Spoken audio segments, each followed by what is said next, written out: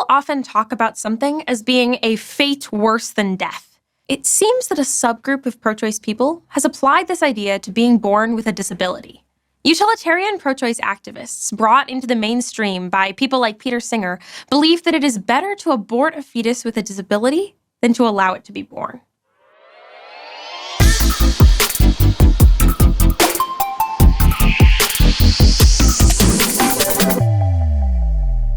The pro-choice view that it is more humane to abort children with disabilities is, fortunately, a minority position, but it is a vocal minority. The prime spokespeople are utilitarians, but there are also sympathizers who view abortion as a compassionate option to prevent the child from suffering as a person with a disability. In order to understand the extent to which this view can take hold, we have to look at Iceland. The country has quote-unquote cured Down syndrome by implementing a wide-scale system of prenatal genetic screening and abortion. The result is that only 2 to 3 kids with Down syndrome are born each year. 2 to 3 kids total in the entire country. The rest are deliberately killed.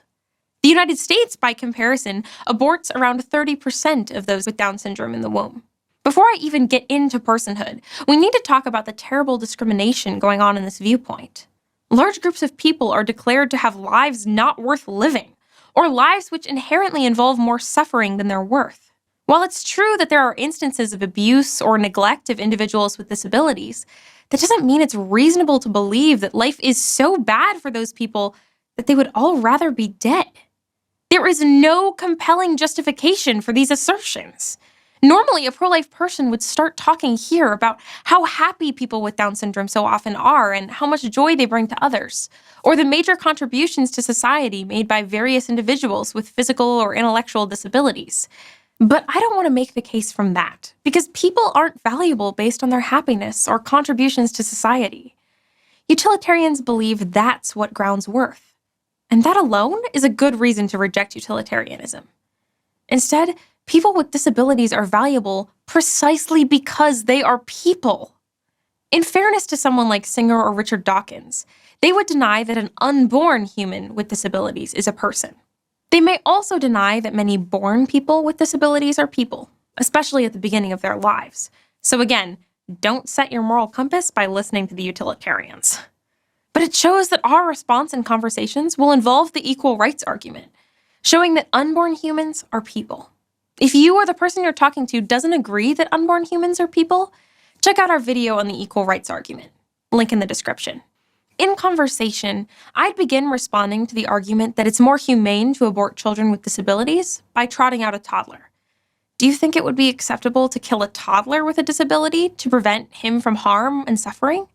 Or because his life is less valuable due to his disability? If not, then it's not acceptable to do it to a fetus, provided that the fetus is a person.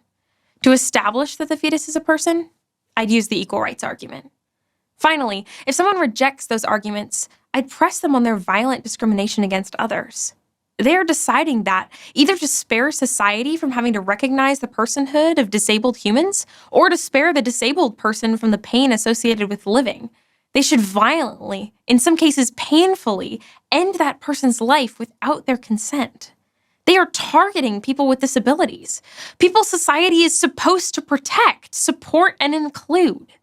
Not only that, but they're acting in an ageist manner, discriminating specifically against younger persons with disabilities. Saying this serves 2 purposes. Hopefully it can dislodge the person you're speaking with if they're just arguing for the sake of being difficult, or make their position more uncomfortable.